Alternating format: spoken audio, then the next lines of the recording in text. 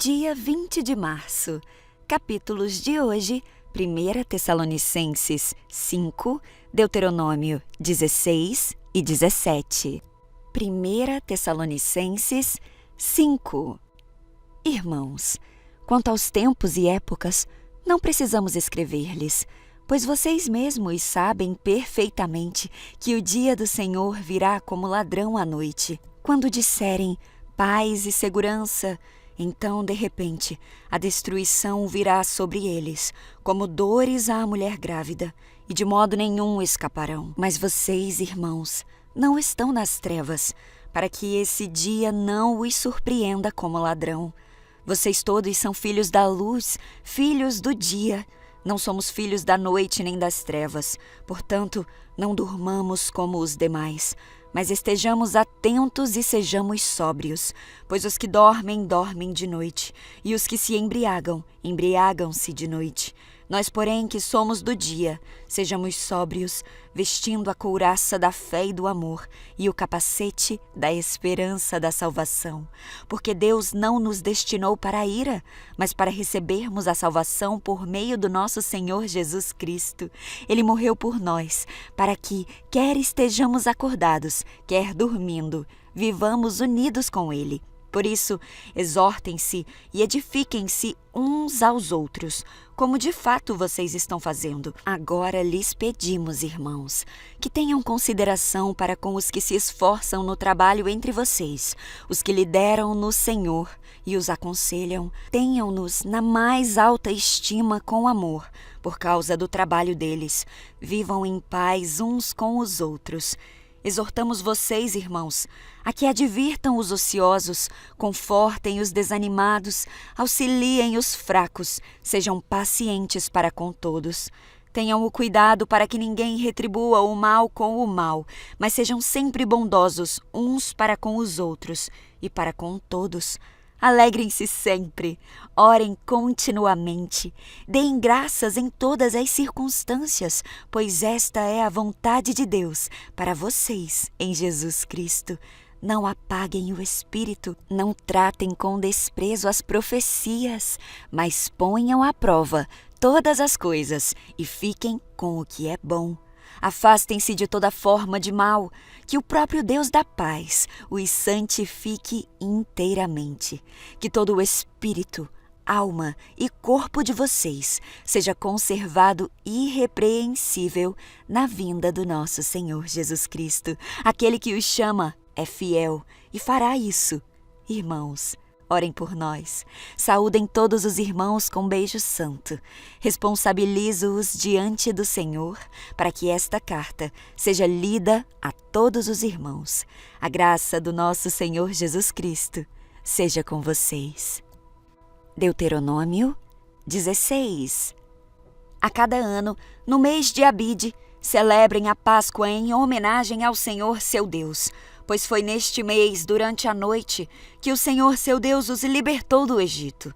O sacrifício de Páscoa será um animal do gado ou do rebanho, oferecido ao Senhor seu Deus, no lugar que ele escolher para a habitação do seu nome.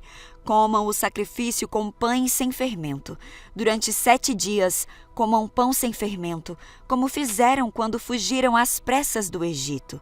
Comam esse pão, o pão do sofrimento, para se lembrarem por toda a vida do dia em que saíram do Egito. Durante esses 7 dias, não deve haver a mínima quantidade de fermento nas casas em toda a sua terra.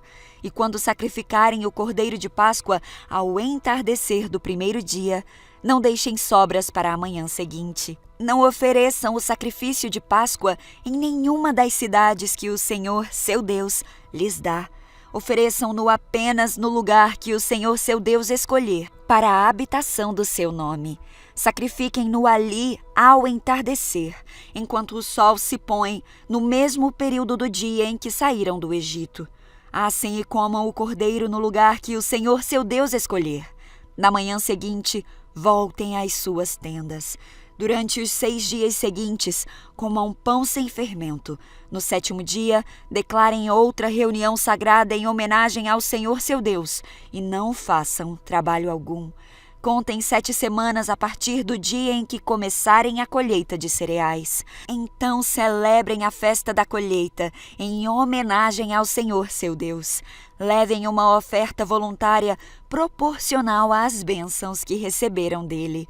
Será um tempo de celebração diante do Senhor seu Deus, no lugar que ele escolher para a habitação do seu nome. Celebrem com seus filhos e filhas, com seus servos e servas, com os levitas das suas cidades e com os estrangeiros, órfãos e viúvas que vivem entre vocês. Lembrem-se de que um dia vocês foram escravos no Egito e, portanto, tenham o cuidado de cumprir todos estes decretos. Celebrem a festa das cabanas durante 7 dias, no final da época da colheita, depois de ajuntarem os cereais e prensarem as uvas. Essa festa será um tempo de alegria e comemoração com seus filhos e filhas, seus servos e servas, com os levitas, estrangeiros, órfãos e viúvas das suas cidades.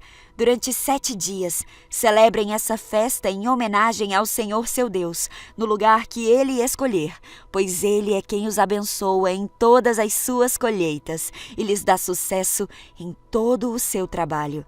Essa festa será um tempo de grande alegria para vocês. A cada ano, todos os homens de Israel devem celebrar estas 3 festas: a festa dos pães sem fermento, a festa da colheita e a festa das cabanas.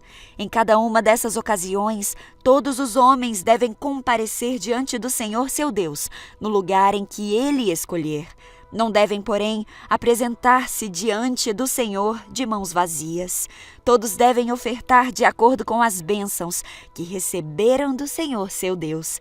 Nomeiem juízes e oficiais de cada uma de suas tribos em todas as cidades que o Senhor, seu Deus, lhes dá. Eles julgarão o povo com justiça. Nunca distorçam a justiça, nem mostrem parcialidade. Nunca aceitem subornos, pois eles cegam os olhos dos sábios e corrompem as decisões dos íntegros. Que a justiça verdadeira prevaleça sempre, para que vocês vivam e tomem posse da terra que o Senhor, seu Deus, lhes dá. Jamais levantem um poste de madeira para acerar junto ao altar que edificarem para o Senhor seu Deus.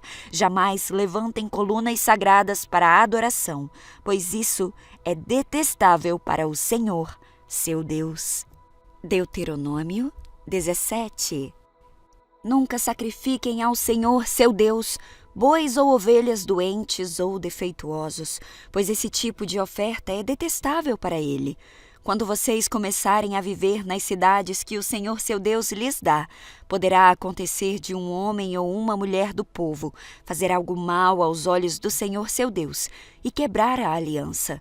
Pode ser que essa pessoa sirva outros deuses, ou adore o sol, a lua ou qualquer das estrelas, o exército do céu, algo que eu proibi expressamente.